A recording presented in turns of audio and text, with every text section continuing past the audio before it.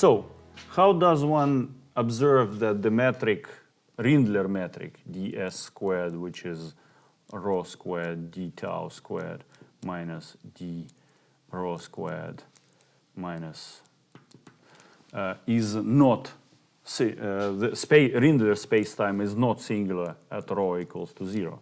One just makes a transformation from this metric to the Minkowskian one, to another coordinate patch. And in this metric, this region is absolutely regular.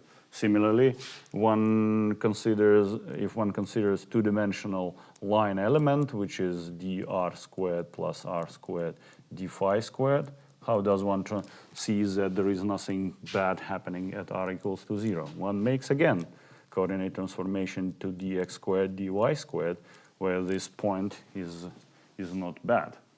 So we're going to do the same for the Schwarzschild metric. So let us consider the Schwarzschild metric. ds squared equals to 1 minus rg divided by r, dt squared minus dr squared divided 1 minus rg divided by r minus r squared d omega squared. So let us make coordinate transformation. To do that, let us represent this metric. We continue this equality.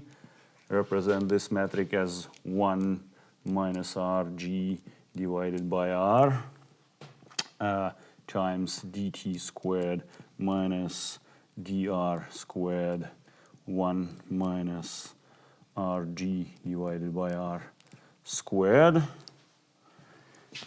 minus r squared d omega squared.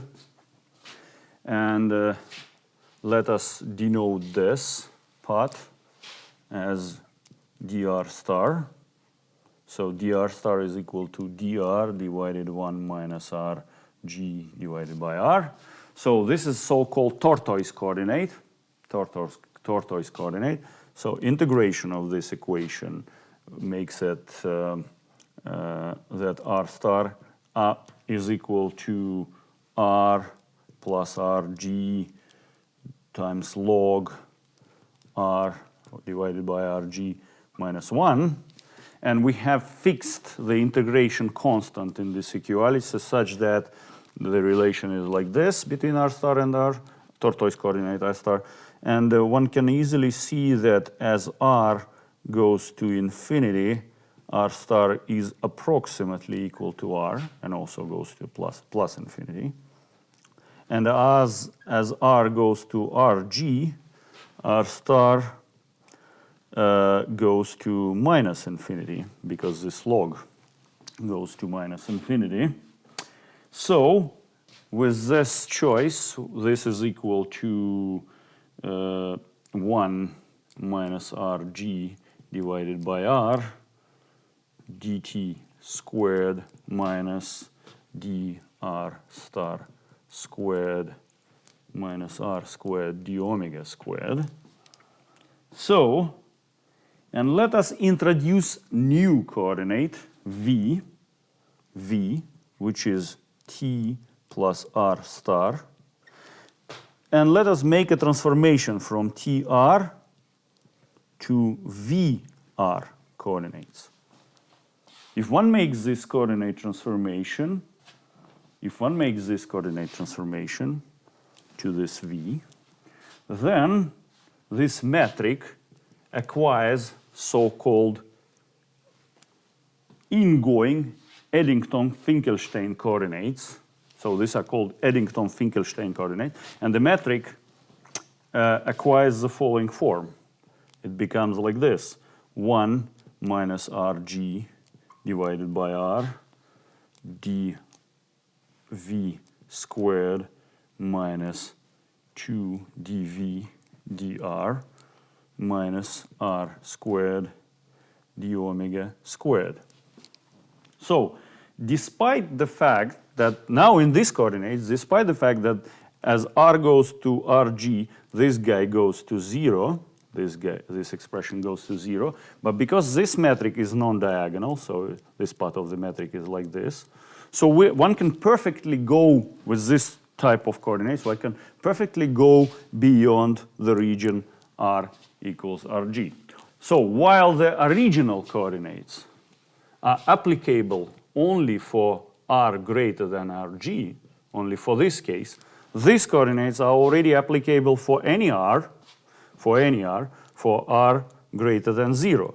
But let us stress that in these new coordinates, that invariant r mu nu alpha beta, r mu nu alpha beta has the same form, and I remind you that it's proportional to some power of rg divided by r to the 6th power, and this guy blows up, goes to infinity when r goes to 0. So the space-time, so while r equals to rg is a singularity only of this metric, but there is nothing bad happening in space-time at r equals to rg, there is a blow up of the invariant at r equals to 0. So this is a physical singularity already, physical singularity, because Riemann tensor measures tidal forces, the strength of tidal forces, and they become enormous as r goes to 0. And that's the reason that the space-time, that this metric is applicable only beyond this point. Moreover, one can say that Einstein's theory, Einstein's general relativity, is not applicable as r goes to 0 anymore, because like higher terms in powers of curvature are becoming relevant, so the curvature becomes strong, and Einstein's theory on general grounds can be expected to be applicable only if curvature is small, sufficiently small. So now let us draw light-like geodesics, for this metric. So we want to write light-like geodesics for this metric, radial light-like geodesics. So such geodesics for which d theta is equal to d phi equals to 0, and also ds squared is equal to 0. Then, if for light-like geodesics, this is the law of motion, and we obtain the following equation, that 1 minus rg divided by r dv minus 2 dr multiplied by dv is equal to 0. As a result, we obtain two equations. Either dv is equal to 0 or 1 minus rg divided by r times dv equals to 2 dr. So these are two equations that specifying light-like geodesics. So this geodesic is ingoing because one can notice that this is the equation t plus r star equals to constant, because v is this. As t is increasing, r goes to minus infinity. So this means that this is ingoing geodesic. And this is outgoing geodesics, but one can easily see that these geodesics are actually, so we have the following picture. Let us draw these geodesics. Basically, we have this v coordinate, and we have this r coordinate, and we encounter the following situation, that there is a line corresponding to r equals rg, for which case dv is equal to 0, or dr equals to 0. So this is this geodesic. Then we have these geodesics ingoing.